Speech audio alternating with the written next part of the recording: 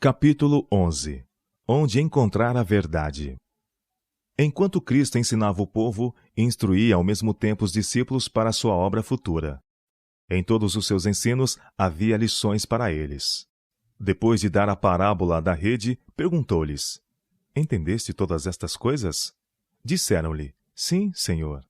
Então lhes expôs noutra parábola a responsabilidade concernente às verdades recebidas. Por isso, disse ele, todo escriba instruído acerca do reino dos céus é semelhante a um pai de família, que tira do seu tesouro coisas novas e velhas. O pai de família não acumula o tesouro adquirido, serve-se dele para partilhar com outros, e pelo uso o tesouro aumenta. O pai de família tem coisas preciosas, novas e velhas. Assim Cristo ensina que a verdade confiada aos discípulos deve ser anunciada ao mundo, e partilhando o conhecimento da verdade, ele aumentará. Todos os que recebem no coração a mensagem do Evangelho almejarão proclamá-la. O amor de Cristo, de origem celeste, precisa encontrar expressão. Os que se revestiram de Cristo relatarão sua experiência, descobrindo passo a passo a direção do Espírito Santo. Sua sede e fome de conhecimento de Deus e de Jesus Cristo, a quem enviou, o resultado de esquadrinhar as Escrituras, suas orações, sua agonia de alma e as palavras de Cristo a eles. Teus pecados te são perdoados. É antinatural que qualquer pessoa mantenha em secreto estas coisas, e quem está possuído do amor de Cristo não o fará. Na mesma proporção em que o Senhor os tornou depositários da verdade sagrada, será seu desejo que outros recebam a mesma bênção. Divulgando os ricos tesouros da graça de Deus, ser-lhes-á concedido mais e mais da graça de Cristo. Terão o coração de uma criancinha em sua simplicidade e obediência irrestrita. Sua alma almejará a santidade e ser-lhes-á revelado sempre mais dos tesouros da verdade e da graça para serem dados ao mundo. O grande celeiro da verdade é a palavra de Deus, a palavra escrita, o livro da natureza e o livro da experiência no trato de Deus para com a vida humana. Eis os tesouros de que os cobreiros de Cristo devem prover-se. Na pesquisa da verdade, devem confiar em Deus e não na inteligência dos grandes homens, cuja sabedoria é loucura para Deus. O Senhor comunicará ao inquiridor o conhecimento de si mesmo, pelos canais por ele prescritos.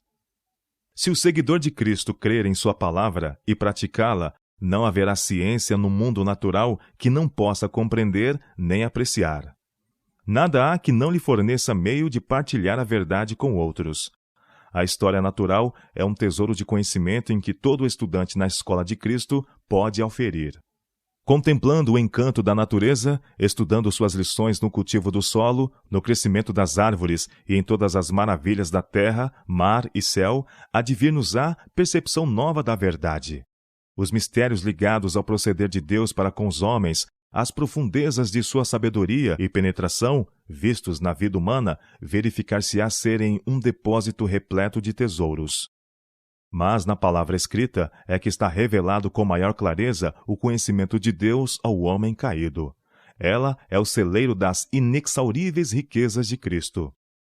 A palavra de Deus abrange as Escrituras, tanto do Antigo como do Novo Testamento. Um não será completo sem o outro. Cristo declarou que as verdades do Antigo Testamento são tão preciosas quanto as do Novo. Cristo tanto foi o revelador do homem no princípio do mundo quanto o é hoje. Antes que viesse à nossa terra com sua divindade revestida da humanidade, foi dada a mensagem do Evangelho a Adão, Sete, Enoque, Matusalém e Noé. Abraão em Canaã e Ló em Sodoma anunciaram a mensagem, e de geração em geração, mensageiros fiéis prenunciaram aquele que havia de vir. Os ritos da dispensação judaica foram instituídos por Cristo mesmo. Foi ele o fundamento de seu sistema de ofertas sacrificais, o grande antítipo de todo o seu cerimonial religioso. O sangue derramado, quando as oblações eram oferecidas, apontava o sacrifício do Cordeiro de Deus. Todas as ofertas típicas tiveram nele o seu cumprimento. Cristo, manifesto aos patriarcas, simbolizado no serviço sacrificial, retratado na lei e revelado pelos profetas, é o tesouro do Antigo Testamento. Cristo em sua vida, morte e ressurreição, Cristo como é manifesto pelo Espírito Santo, é o tesouro do Novo. Nosso Salvador, o resplendor da glória do Pai, tanto é o antigo como o novo. Os apóstolos deviam ir como testemunhas da vida, morte e mediação de Cristo, preditas pelos profetas. Cristo, em sua humilhação, pureza e santidade, em seu amor incomparável, devia ser seu tema. E para pregar o Evangelho em sua plenitude, precisavam apresentar o Salvador não somente como lhes fora revelado em sua vida e ensinos, mas também predito pelos profetas do Antigo Testamento e simbolizado pelo serviço sacrificial. Em seus ensinos, Cristo expunha velhas verdades das quais ele mesmo era o originador, verdades que ele próprio proferira pelos patriarcas e profetas. Porém, sobre elas projetavam agora nova luz. Como parecia diferente a sua significação! Sua explanação lançava ondas de luz e espiritualidade. E prometeu que o Espírito Santo deveria iluminar os discípulos para que a palavra de Deus se lhes desdobrasse continuamente. Estariam capacitados para apresentar as verdades em renovada beleza. Desde a primeira promessa de redenção no Éden, a vida, o caráter e a mediação de Cristo têm constituído o estudo das mentes humanas. Todavia, cada mente pela qual tem atuado o Espírito Santo expôs estes temas sob aspecto novo. As verdades da redenção são susceptíveis de desenvolvimento e expansão constantes. Embora velhas, são sempre novas e revelam constantemente ao inquiridor da verdade maior glória e força mais potente. Em cada época, há novo desenvolvimento da verdade, uma mensagem de Deus para essa geração. As velhas verdades são todas essenciais. A nova verdade não é independente da antiga, mas um desdobramento dela. Só compreendendo as velhas verdades é que podemos entender as novas. Quando Cristo quis expor aos discípulos a verdade de sua ressurreição, começou por Moisés e todos os profetas, e explicava-lhes o que deles se achava em todas as Escrituras. Lucas capítulo 24, verso 27. Mas a luz que brilha na nova ampliação da verdade é que glorifica a velha. O homem que rejeita ou despreza a nova não possui realmente a velha. Para ele perde seu poder vital e torna-se forma inanimada. Há homens que professam crer e ensinar as verdades do Antigo Testamento, ao passo que rejeitam o Novo. Pela recusa de aceitar os ensinos de Cristo, mostram que tampouco creem o que disseram os patriarcas e profetas. Porque se vós cresceis em Moisés, disse Cristo, creríeis em mim, porque de mim escreveu ele. João capítulo 5, verso 46. Pelo que não há poder real em seus ensinos, mesmo do Antigo Testamento. Muitos que pretendem crer e ensinar o Evangelho encontram-se em erro idêntico. Rejeitam as Escrituras do Antigo Testamento, das quais Cristo declarou: são elas que de mim testificam. João capítulo 5, verso 39. Rejeitando o Antigo, rejeitam efetivamente o Novo, pois ambos são parte de um todo inseparável. Ninguém pode apresentar corretamente a lei de Deus sem o Evangelho, ou o Evangelho sem a lei. A lei é o Evangelho consubstanciado, e o Evangelho é a lei desdobrada. A lei é a raiz, e o Evangelho são a fragrante flor e frutos que produz. O Antigo Testamento projeta luz sobre o Novo, e o Novo sobre o Antigo. Ambos são uma revelação da glória de Deus em Cristo. Ambos apresentam verdades que revelarão continuamente ao fervoroso inquiridor novas profundezas. Incomensurável é a verdade em Cristo e mediante Cristo. O estudante da Escritura, por assim dizer, contempla uma fonte que se aprofunda e amplia à medida que mira sua profundeza. Nesta vida não entenderemos o mistério do amor de Deus em entregar seu Filho para propiciação por nossos pecados. A obra de nosso Redentor na terra é, e sempre será, assunto que há de exigir o máximo de nossa mais arguta imaginação. O homem pode empenhar toda a sua faculdade mental no esforço de penetrar este mistério, mas a sua capacidade de compreensão desfalecerá e fatigar-se-á. O investigador mais esforçado ver-se-á diante de um mar ilimitado e sem praias. A verdade, como é em Jesus, pode ser experimentada, mas nunca explicada. Sua altura, largura e profundidade ultrapassam nosso entendimento. Podemos exercitar ao máximo a imaginação, e veremos então só tenuemente o esboço de um amor inexplicável, tão alto quanto o céu, mas que baixou à terra para gravar em toda a humanidade a imagem de Deus. Todavia, nos é possível ver tanto da misericórdia divina quanto podemos suportar. Ela será desvendada à alma contrita e humilde. Compreenderemos a misericórdia de Deus justamente na proporção em que apreciamos o seu sacrifício por nós. Esquadriando com humildade de coração a palavra de Deus, descerrar-se-á à nossa pesquisa o grande tema da redenção. Ele aumentará de fulgor à medida que o contemplarmos, e à medida que aspirarmos abarcá-lo, sua altura e profundidade avultarão. Nossa vida deve estar ligada à vida de Cristo, dele aurir continuamente, participar dele, o pão vivo que desceu do céu, e prover-se de uma fonte sempre fresca, que sempre produz copioso tesouro. Se tivermos o Senhor sempre diante de nós e deixarmos o coração transbordar em ações de graças e louvores a Ele, teremos frescor contínuo em nossa vida religiosa. Nossas orações terão a forma de uma conversa com Deus, como se falássemos com um amigo. Ele nos falará pessoalmente de seus mistérios. Amiudadamente, há de vir-nos-á um senso agradável e alegre da presença de Jesus. O coração arderá muitas vezes em nós, quando ele se achegar para comungar conosco, como fazia com Enoque. Quando esta for, em verdade, a experiência do cristão, vê-se-lhe-ão na vida simplicidade, mansidão, brandura e humildade de coração, que mostrarão a todos os que com ele mantêm contato que esteve com Jesus e dele aprendeu. Naqueles que a possuem, a religião de Cristo revelar-se-á um princípio vitalizante e penetrante, uma energia viva, operante e espiritual.